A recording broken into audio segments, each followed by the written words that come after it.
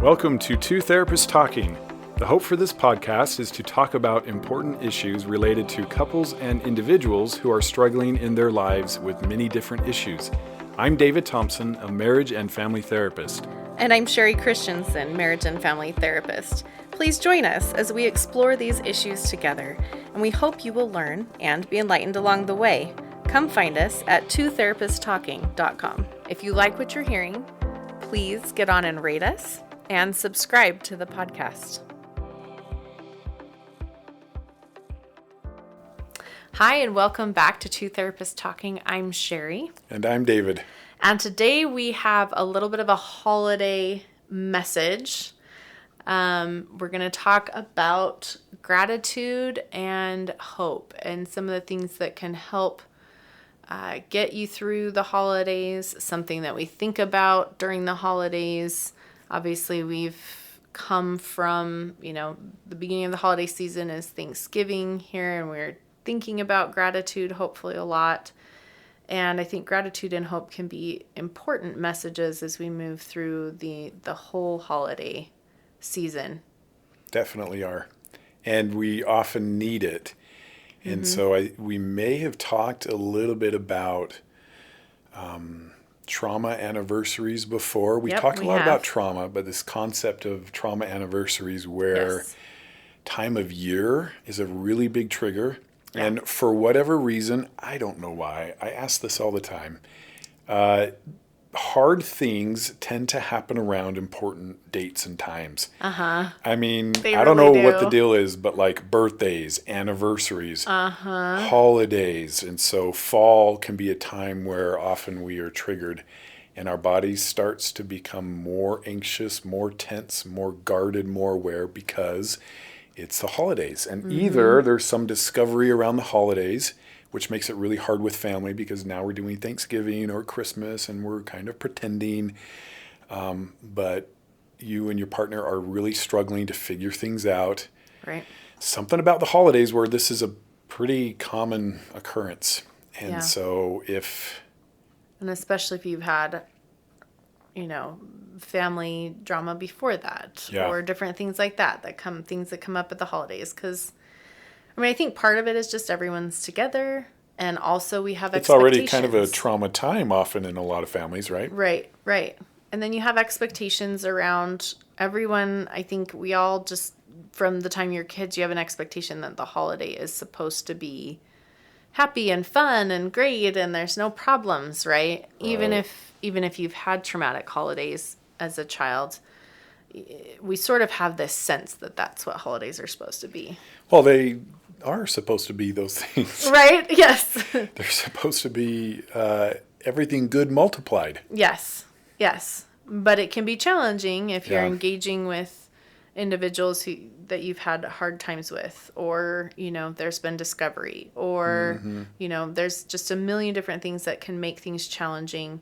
And because there's that expectation of that things are going to be great, then of course there's all of the stress that comes with that and the preparation for it. And so, typically we struggle with a lot of stress and things during the holidays to begin with. So we want to talk and specifically have a tie-in to the trauma anniversaries and things like that, and talk about gratitude and about hope.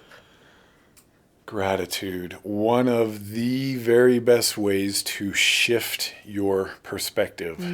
So it's been said that the joy we feel has little to do with the circumstances of our lives and everything to do with the focus of our lives.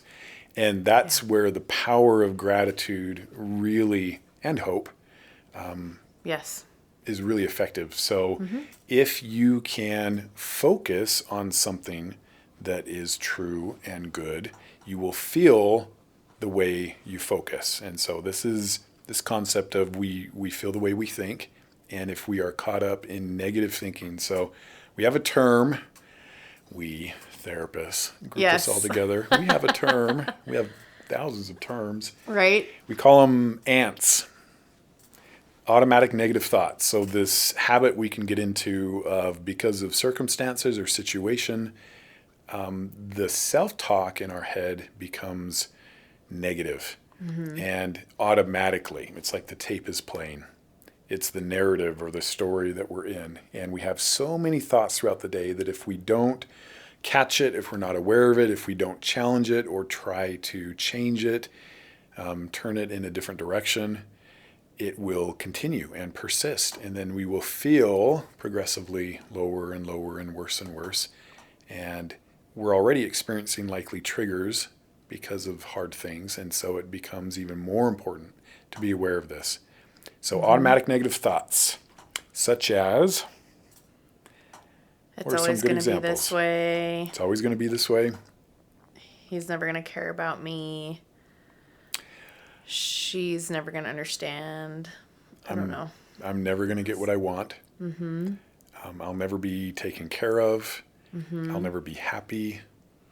Life is just going to be hard and stressful all the time. And I'm just going to do the best I can. Yes. A lot of heavy stuff. Yeah. There are some things, though, when you're in this place that will help a lot. Yeah. So one technique that we haven't talked about, I don't think, is best case scenario. And maybe we have talked about this. I don't think we have. Okay, Sherie, getting some confirmation. I don't think we have. It's a really cool technique, actually, where when you find yourself feeling low, if you want to try this exercise, you're probably in a worst case scenario thinking pattern where the thoughts are negative, they're automatic, and they're probably something like what we said: things will never get better, this is always going to be this way, nothing's ever going to change, everything I want is always out of reach, something like this. You'll be in a worst case scenario place. And so an interesting exercise, if you want to pull it off, is to go from there to best case scenario. You challenge yourself to go to a best case scenario, which is difficult to do because I'm not talking a better case scenario, a best case scenario. Kind of ridiculous. Yeah. Best Pie case in the scenario. sky. Yep. Everything you ever wanted. So for example, some best case scenarios would be: everything I want is already on its way, and by this evening, there's going to be a surprise party for me, and everyone I love is going to be there, and my spouse set this up, and I'm just going to feel so good and happy. This is going to be the best Christmas ever. Everything I've ever mentioned all throughout the year, he or she will have been paying attention to, and they're going to be so sensitive and kind and compassionate and remember all these things, and I will feel so loved. Yeah. The kids are going to behave amazingly, and it's going to go exactly the way I want it to, and then some. It's going to be even better. Right. So these are all best case scenarios. But there's something interesting that happens when you start to go to best case scenario. It takes you out of the worst case scenario. Yes. And thankfully, we can only have one kind of thought at a time. Our brains are very one-track minds, right? The truth is going to be somewhere in the middle. Yeah. But to come out of worst case scenario, you had to come sort of to the other end of the spectrum. You're swinging like a pendulum from one side to the other. Yes. And you will feel better every time. I have clients that get stuck here, and it's kind of a fun exercise. I have to push them a little bit because they don't want to go best case. They go to just sort of lame case. It's a little better than where they were. I'm like, no. Slightly better than worst case. Like, that stinks too. No, best case, ridiculous. And I make them feel it out. Okay, give me more detail. And then what? And more. And by the time they're done, their mood has completely shifted. Like, it works every time if you do it. Yeah. And if I say, okay, kind of laugh. Okay, that's probably not going to happen. Best Christmas ever. Right. But what's more likely to happen? Yes. And they will have shifted from their worst, and they will say something like, well, come to a balance. It won't be everything that I want, and there will be some things that are hard, but it'll be a good experience, and we'll have a good time. And they just do this naturally. Their truth is in the middle. What they say is like spot on every time. Yes. And then you pause and reflect, and guess what?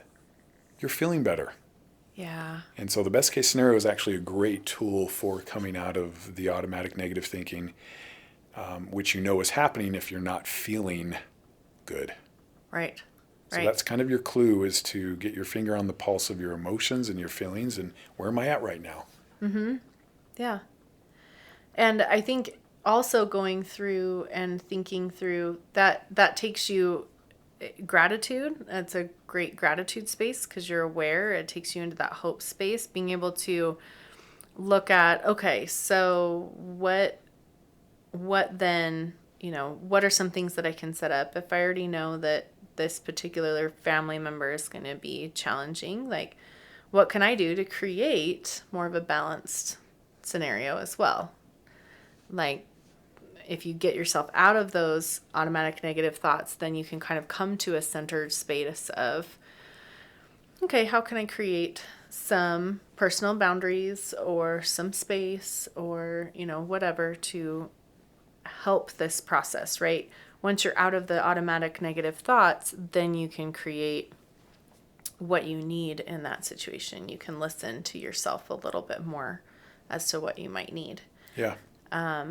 But again, that gratitude, that seeing what you have available to you and the things you do have to be grateful for is a shift away, again, also from those automatic negative thoughts.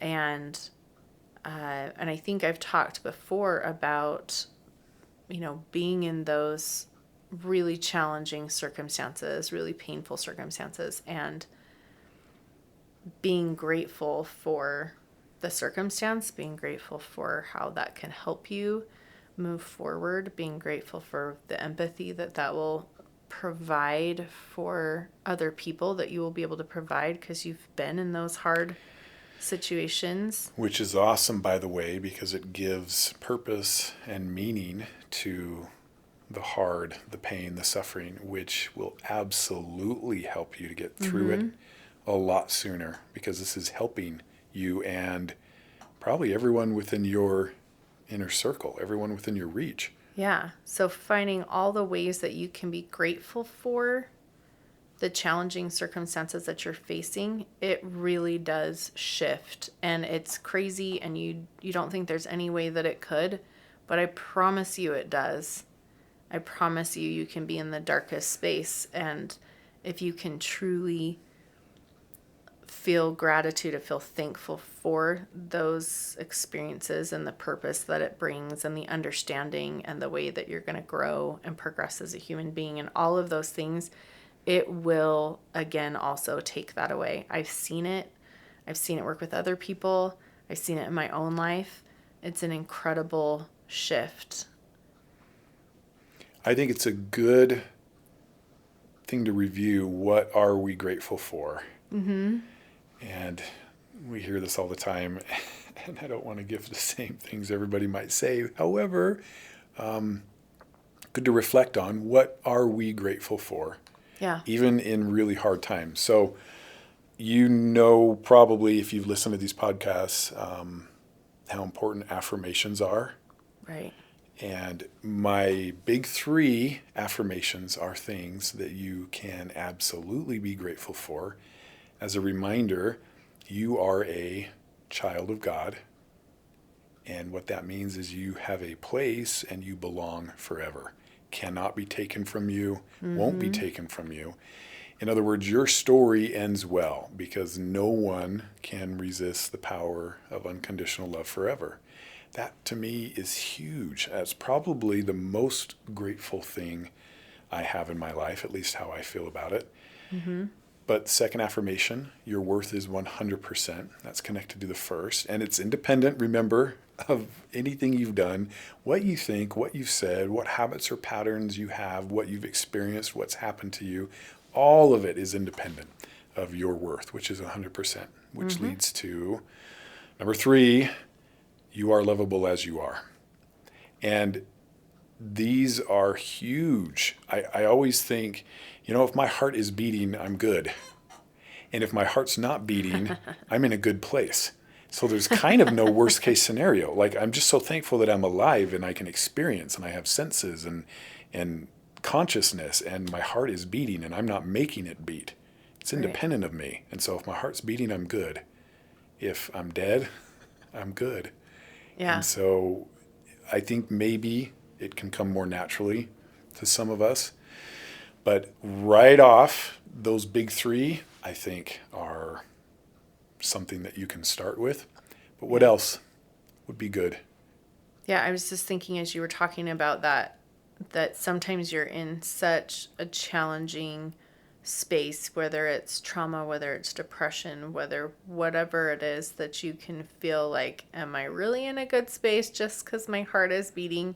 And again, then you're countering some of those automatic or those negative thoughts that come up, where it doesn't matter how bad it is, that you can find things in that space to be grateful for, to be grateful that it's still beating, even if you'd rather it not right now, to be grateful that, that you're experiencing something that you are going to understand on a different level than other people, and really help people who have been there or who are going through it later, to some of those grateful spaces. We do, in between Thanksgiving and Christmas, a box at my house with my kids. We have it's called our blessings box. There are presents from Heavenly Father, is a concept from God, from the universe, if that's kind of where your belief system is. But it's all of these gifts that we have been given, and so it's a space that we can start at Thanksgiving time, and then we put these lists of things that we're grateful for in this box. Sometimes we'll just write like one a night. Sometimes we'll write a big list. Sometimes we'll do different things, different years. And then we'll put it in there. And then at Christmas, as we're opening all of these gifts, we can open this gift box and read about all these additional presents, these additional gifts that we have. And so that can be a good way to kind of get in that gratitude mindset that is so useful. I mean, if you look at the studies, like, gratitude is off the charts beneficial in so many different things, so many different ways. It just completely changes our lives. And so that can be a really good, way to kind of start thinking about things and really getting down to the nitty-gritty details of our lives, right? Where you start, my kids, I think everyone in the top 10 was their iPhone, right? Or, you have sort of these big things, but then what are the little things? What are the little moments that you have? Like, oh, I found a parking spot close today, Or, oh, someone thought of me and wrote me a nice little note. Or, oh, traffic wasn't as bad and I got there a little earlier than I thought. Or, there could be all of these different things that we start noticing and shifting the focus of our lives, and it changes our lives. And I was thinking, with this heartbeat thing, just thinking about it, I think, because if I think about why that's some sort of, I'm grateful, of course, we're not always real happy that we are alive based on what we're going through, which is heartbreaking when you're in a place like that. I think what it means, to me at least, is it is proof of God's love. It's proof that you are loved. It's proof that you are important and that you matter. And I think at the end of the day, this was, I think this is one of God's greatest messages to us, is that no matter what else happens, I don't guarantee I will take everything, avoid pain, avert all the tragedies, fix everything that's come undone in your life. What I do guarantee is that you are loved throughout. Yeah. That you matter, that you're important. And having somebody with you makes all the difference. Right. I remember in graduate school, there was an experiment done where, and I think I mentioned this too, maybe we've done so many episodes now, all my good stuff is gone, but they did experiments where they brought strangers in and they would shock them lightly, not anything real serious, but they would shock them and they wouldn't know when they're going to be shocked. And so it was kind of it was a distressing experience for these people. And they would shock them and measure how they reacted. And then they would bring somebody in that they knew to be with them while they're shocked, and they would react a lot better. Yeah. And the interesting thing was, they even tried the experiment where they would bring a stranger in. The person who's being shocked doesn't even know the person, and they would still react better. Not even knowing the person, but just not being alone in it. So there really is something very powerful for us as human beings. The way we're wired, the way we're put together, companionship, connection is the key. And that's God's greatest benefit, I think, to us, is he's here. He's not going anywhere. Mm-hmm. And he'll mourn with us and grieve with us. Won't take everything all the time. Although, absolutely, he intervenes and makes difference, changes in our lives. But he just loves us. And what comfort that is, that no matter what, we're loved. Mm-hmm. So that's, to me, sort of connected to this idea of our heart is beating, proof of love, in a sense. Yeah. So as David was mentioning that, having someone with you as you're going through things, and how much easier that makes whatever it is that you're going through. I remember when a number of years ago, I revamped my concept of God and how God shows up in my life. And I realized that, culturally, religiously, like family, all the ways that combine with my own personality, how I interpreted everything that was presented to me, that I saw God as always there, but from a very above everything perspective. So probably the best way I can describe it visually, if I were to put it into a visual description, would be doing like a Spartan race where you're like on your hands and knees slogging through all of this mud, deep mud, and you can barely make it through because you've already done all these hard things and you've got all these hard things in front of you, and you're trying to get through it, and God's like up above me 30 feet in the air or whatever, going, you can do it, you can make it, you can get through, I'm so here, I'm so supporting you, I'm cheering you on, you're awesome. And I am just trying to survive and get through it. And that's how I grew up in my head, believing that that's how God was. Like, he's always there. But this is the way that he was showing up in my life, and the way I believed that he showed up in people's lives. And as I went through a space of examining my life and examining how I chose to see God, I shifted things. I realized that's not actually how I really believe and want him to show up in my life. And the way that I see it now is we're going through a lot of the same things, but we're like friends. We're like hanging out, chatting as we're slogging through this mud, and we're laughing about how like hard it is, and like, do you need a rest? Because I think I need to take a break for a few minutes, and we can stop. We don't have to keep pushing through all the time. We can chat. We can discuss things. We're there for each other as we're going through. We're walking down this road, and it's not butterflies and rainbows, right? It's hard. There's really hard things. Like I'm allergic to bees. And it's not a pleasant experience if I get stung. And so, I imagine that at one point I get stung by several like bees or wasps or hornets or things, and it's super not pleasant. And he's just there, and he's like helping take care of it, getting me what I need. Let's sit and rest for a little while. But we're chatting, we're talking, we're there together. It's this joint like partnership going through this life experience. Yeah.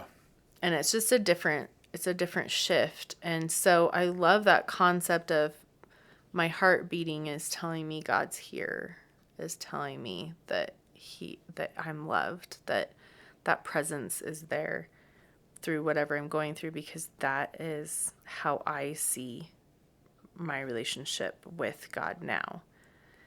And that is an incredible thing to be grateful for. is an incredibly hopeful space to live in. Mm-hmm. It really is. And the proof is in the pudding, right? Yeah. It will feel different. Yeah. It changes your life. Yeah. It really does. I sometimes have clients who say, well, yeah, but that's like almost like too good to be true. Yeah, you're just kind of faking it. You fake it till you make it. It's not real or something. And I'm like, well, the worst case scenario isn't real either. Mm-hmm. It's not like that's some sort of better reality. Right. How do you choose to feel? How do you choose to experience life and those around you? And so I love that concept. Very personal. Yeah. And it's not a space of denial. And that's what I think is important, is because I think sometimes that's where people are coming from. Like, well, you're just, putting yourself in this denial space because that's not reality. Right? It doesn't feel grounded and centered and calm when you're denying, right? When you're in denial. Denial is shoving all that away and saying that this doesn't actually exist. And this is saying, yes, hard is there. And yes, sometimes you're like, doubled over and maybe your heart is like starting to not beat as much because you're stung by all these wasps, but God is also there. Like it's an and thing, right? It's a both and that's where healthy balance and healthy living is. And so if we can notice those things, and as you're just going through life, like again, oh, that parking spot. Oh, I was running late and now I'm not because this happened. Or they started late or whatever. Like that's totally happened to me before. I struggle with being on time. And there's been so many times that I felt just so very grateful and blessed because something happened and they started late or this worked out. Things work out for me when when I'm in that space, right? And that is a great affirmation. Things work out for me.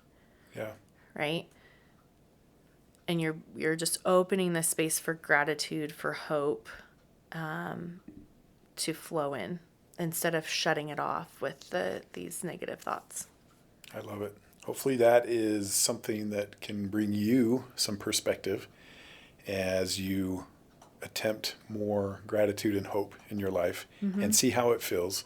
And this doesn't mean that you're not doing this already. Perhaps in moments of frustration or pain, it can be more of a focus. Intentionally, deliberately, on purpose, because it's not natural until we make it a habit and a pattern.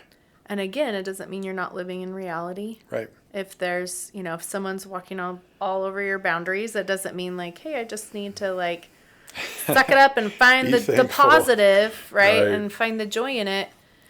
But it's a different shift. It's like, okay, what are the things that I'm grateful for? And then when you're in that space, then you can find, okay, what does my body and my soul need for boundaries? Like maybe today I do a little more self-care. Maybe today I take more time with God. Maybe today I start a gratitude journal. Yeah. And I make it intentional every day. Right. Yeah. Right. It's just, again, pulling yourself out of the negative space into a space that's more balanced where you can make better, more healthy decisions. Yep. Too. Hopefully this episode was helpful, as always. We'd love to hear your feedback. That's a good point. You do have a way through the website to leave feedback and let us know what you think or topics you might want us to consider and talk about. Yeah. And we'll see you next time. Thank you for listening to Two Therapists Talking. We look forward to sharing more conversations with you. Connect with us at twotherapisttalking.com or email podcast@twotherapisttalking.com. If you like what you're hearing, please get on and rate us and subscribe to the podcast.